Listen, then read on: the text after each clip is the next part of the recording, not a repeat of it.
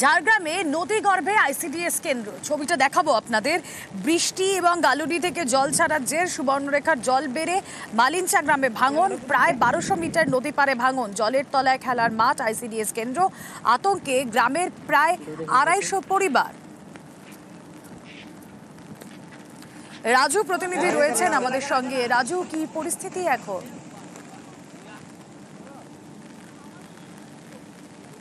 দেখো, পরিস্থিতি খুব খারাপের দিকে যাচ্ছে, কারণ যত বৃষ্টিপাত হচ্ছে, কারণ পাশের রাজ্য ঝাড়খণ্ড এবং উড়িষ্যাতে যেভাবে বৃষ্টিপাত হচ্ছে, তাহলে যদি ঝাড়খণ্ডে যে জলাধারগুলো রয়েছে সেই সমস্ত জলাধার থেকে যদি জল ছাড়া হয় তাহলে আরো জলের স্তর বাড়বে। কারণ গতকালই 2 লক্ষ কিউসেক জল ছাড়া হয়েছে গালুরি জলাধার থেকে। সেক্ষেত্রে সেই জলাধার থেকে আবার যদি জল ছাড়া হয়, কারণ ঝাড়খণ্ডে যেভাবে অনবরত ভারী বৃষ্টি হচ্ছে, সেই বৃষ্টিপাতের ফলে সেই জলাধারেও জল ভর্তি হতে শুরু করছে।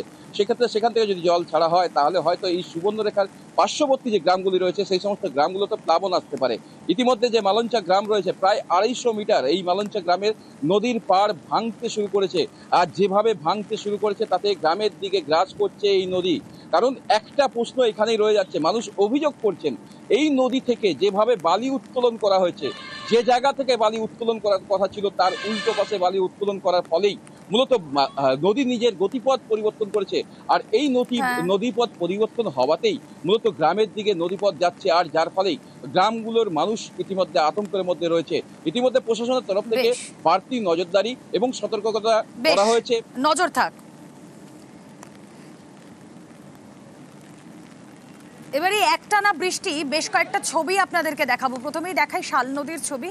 একটানা বৃষ্টিতে ফুঁসছে শাল নদী, বিস্তীর্ণ এলাকা রাজ্যের জলমগ্ন। এভাবেই বৃষ্টিতে বীরভূমে দুবরাজপুরের ছবি আপনাদেরকে দেখাচ্ছি, ভয় দাঁড়াচ্ছে শাল নদী।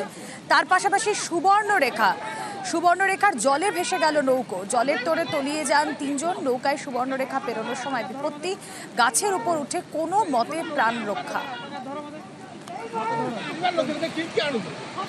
পঙ্কজ দাশরথী রয়েছেন সঙ্গে। পঙ্কজ, দেখো, একেবারে যেখানে গত কয়েকদিন ধরে যে লাগাতার বৃষ্টি, যার জেরেই কিন্তু সুবর্ণরেখা নদীর জল ফুলে ফেপে উঠেছে। তার কারণে যে দীঘা সংলগ্ন উড়িষ্যা যে ভোগরাই ব্লক রয়েছে, সেই ব্লকে সুবর্ণরেখা নদীর জলে সুবর্ণরেখার কাছে যে রাস্তা পারাপারের সময় ডিঙি করে, নৌকা ডিঙি করে পারাপারের সময় কিন্তু সেই ডিঙি কিন্তু ভেসে যায়, অর্থাৎ জলের স্তরে তলিয়ে যায়। সেই জলের স্তরে তলিয়ে যাওয়ার কারণে তারা কিন্তু আশ্রয় নেয় গাছে। 3 জন কিন্তু তারা তলিয়ে যায়, তারা কিন্তু গাছে আশ্রয় নেয়। স্থানীয়রা তাকে উদ্ধারের কাজ চলছে। ইতিমধ্যে কিন্তু যেখানে সুবর্ণরেখা নদীর জল বাড়ার কারণে কিন্তু ভোগরাই ব্লক সহ এরিয়ার যে খাদিকুল রয়েছে, খাদিকুল এবং রামনগরের যে বাজিয়া গ্রাম পঞ্চায়েত এলাকায় কিন্তু জল ঢোকা শুরু করে দিয়েছে। ব্যাপক জলের তোড় এবং জলমগ্ন হয়ে পড়েছে গোটা এলাকায়, যার জেরে কিন্তু ভোগান্তির শিকার হয়েছে। এই যে মর্মান্তিক ঘটনা, যে সুবর্ণরেখা নদীর জল নজর থাকে। এবার সেই শাল নদীর ছবি আপনাদেরকে দেখাই, যে কথা আপনাদেরকে বলছিলাম। একটানা বৃষ্টি আর তাতেই ফুঁসছে শাল নদী। বীরভূমের দুবরাজপুরে ভয় ধরাচ্ছে শাল নদী। দুবরাজপুরের কসবের উপর দিয়ে বইছে নদী, প্রাণ হাতে কসবে পারাপার গ্রামবাসীদের। এই বছর এই একই ছবি আমরা দেখতে পাই। সুপ্রতিম আরো বিস্তারিত জানাতে পারবেন। সুপ্রতিম, একদমই। দেখো, সেটা হচ্ছে যে বীরভূমে যে বৃষ্টি হচ্ছে এবং তার সঙ্গে ঝাড়খণ্ডের বৃষ্টি, তার জেরে কিন্তু শাল নদী রীতিমতো ফুসছে এবং প্রচুর জল বেড়েছে শাল নদীতে। এরপরে দুবরাজপুরে যে শাল নদী যেখান দিয়ে প্রবাহিত হচ্ছে, সেখানে কিন্তু কজের ওপর দিয়ে জল চলছে এবং এই যে জল চলছে তার ফলে কিন্তু গ্রামগঞ্জের যে মানুষরা আছে তারা কিন্তু প্রায় 10-20টি গ্রামের যোগাযোগ কিন্তু অনেকটা বিচ্ছিন্ন হওয়ার মুখে। তবুও গ্রামবাসীরা অনেকটা ঝুঁকি নিয়ে কিন্তু যাতায়াত করছে কজের ওপর দিয়ে।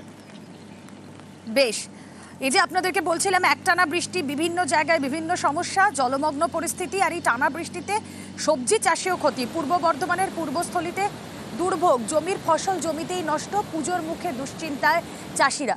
শরদিন্দু প্রতিনিধি রয়েছেন আমাদের সঙ্গে। শরদিন্দু,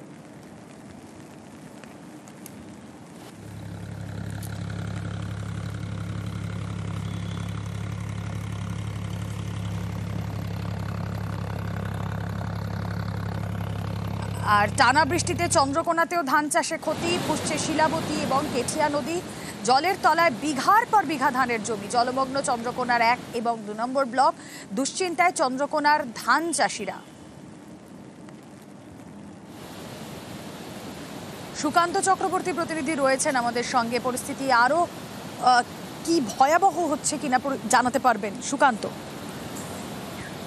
দেখো, পুরুলিয়া এবং বাঁকুড়া অর্থাৎ উঁচু এলাকায় ভারী বৃষ্টি হচ্ছে এবং চন্দ্রকোনা সহ ঘাটাল মহকুমা জুড়ে কিন্তু এই বৃষ্টির প্রভাব রয়েছে, আর যার ফলে কিন্তু চন্দ্রকোনার কেঠিয়া এবং ঝুমি নদীতে জলস্তর বেড়েছে। আর সেই জলস্তর বেড়েই কিন্তু প্লাবিত হচ্ছে চন্দ্রকোনা 1-2 ব্লকের বিস্তীর্ণ এলাকা। এখন মাঠে রয়েছে সবুজ ধান, অর্থাৎ আমন ধানের চাষ হয়েছে, মাঠ সবুজ হয়ে রয়েছে, সেই জায়গায় কিন্তু সবুজ মাঠের উপর দিয়ে কিন্তু জলের স্রোত বয়ে যাচ্ছে।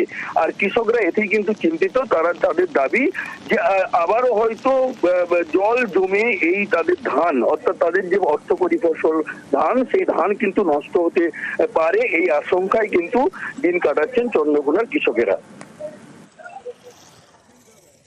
বর্ষাতে ধান হয়নি, আর হালি ধান বন্যায় ডুবে গেছে, আর আমরা চাষি কিছুই পাচ্ছি না। কি জলে ডুবছে? জলটা কোথা থেকে আসছে? জলটা হচ্ছে বন্যার জল, ওই আমাদের শিলাবতী নদীর জল, বাঁধও বাঁধা হচ্ছে না।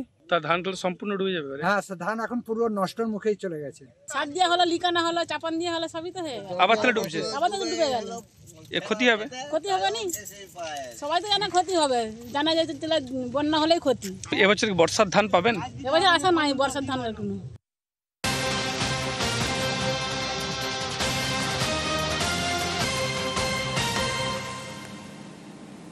যোগাযোগ বিচ্ছিন্ন হয়ে গিয়েছিল ঝাড়খণ্ড ঝালদার। কিভাবে? সেতু ভেঙে পড়ার 24 ঘন্টার মধ্যেই তা মেরামতির কাজ শুরু হয়ে গেল। যোগাযোগের একমাত্র মাধ্যম ঝাড়খণ্ড এবং ঝালদার, সেই যোগাযোগ বিচ্ছিন্ন ছিল। খবর পেয়ে ঘটনাস্থলে বিধায়ক সুশান্ত মাহাতো। কথা বলবো, ইন্দ্রজিৎ প্রতিনিধি রয়েছেন আমাদের সঙ্গে। ইন্দ্রজিৎ, কয়েকদিন আগেই যে বৃষ্টি হচ্ছিল, গত কয়েকদিন ধরে যে বৃষ্টি হচ্ছিল টানা, তার জেরে একেবারে গড়িয়া পাকুর মাঝে যে সেতু, সেই সেতু একেবারেই ধসে যায় এবং নষ্ট হয়ে যায়, এবং প্রায় 20টি গ্রাম বিচ্ছিন্ন হয়ে পড়ে ঝালদার সাথে। তার মধ্যে যেমন ঝাড়খণ্ডের গ্রাম রয়েছে, তেমনি ঝালদা বা পুরুলিয়া জেলারও বেশ কিছু গ্রাম রয়েছে এবং চরম সমস্যার মধ্যে রয়েছিল। এবং এই খবর স্থানীয় বিধায়ক পেতেই দ্রুত তিনি যান এবং পরিদর্শন করেন, এবং শুধু পরিদর্শনই নয়, দ্রুত সেই সেতু নির্মাণ বা সেতুর অস্থায়ী রাস্তা তৈরির কাজ শুরু করে দেন, এবং সেই কাজ ইতিমধ্যেই শুরু হয়ে গেছে। আর কয়েক ঘন্টার মধ্যেই যে সমস্যা ছিল সেই সমস্যার সাময়িক সমাধান হবে বলে দাবি। এবং এছাড়াও সেচ মন্ত্রীর সাথে কথা বলেছেন তিনি ফোনে, এবং এই সেতু একেবারেই যাতে আবার নতুন করে তৈরি করা যায় সেই উদ্যোগও নেওয়া হয়েছে। তবে আপাতত গ্রামের মানুষ বা ওইসব প্রায় 20টি গ্রামের মানুষ যে সমস্যায় পড়েছিল, তাদের জন্য অস্থায়ী রাস্তা তৈরির কাজ চলছে, এবং এই অস্থায়ী রাস্তা হয়ে গেলে এই যে সমস্যা, সেই সমস্যা থেকে সাময়িক স্বস্তি পাবে এলাকার মানুষ। এমএলএ ছিল, সভাপতি ছিল, এখন এই আপাতত কাজ চলছে, পাবলিকে কাজ করছে। সেতুটা বহুত পুরানো বটে। এটা কতগুলো গ্রামের মানুষ যাতায়াত করে? 15-20টা। ও ঝাড়খণ্ড দিকেরও যাওয়া আসা করে। কয়েকদিন ধরে যে বৃষ্টি চলছে, এবং এই বৃষ্টির ফলে আমাদের যে পাটু গ্রাম এবং গড়িয়া, যে তার মাঝে যে পাটু ব্রিজ, এই ব্রিজটা ক্ষতিগ্রস্ত হয়ে দুদিক থেকে বিচ্ছিন্ন, এবং যোগাযোগ ব্যবস্থা একেবারেই বিচ্ছিন্ন হয়ে গেছে। এবং আজ থেকেই দেখতে পাচ্ছেন যে কাজ শুরু হয়ে গেছে। এখন সাময়িকভাবে যাতে যোগাযোগ যে বিচ্ছিন্ন হয়েছে সেটা মানুষ যাতে পারাপার করতে পারে, এমার্জেন্সি গাড়ি ঘোড়া পেরোতে পারে, সেই ব্যবস্থা হচ্ছে। এবং পার্মানেন্টভাবে তা দূর করার জন্য ইতিমধ্যেই সেচ দপ্তর উদ্যোগ নিয়েছে।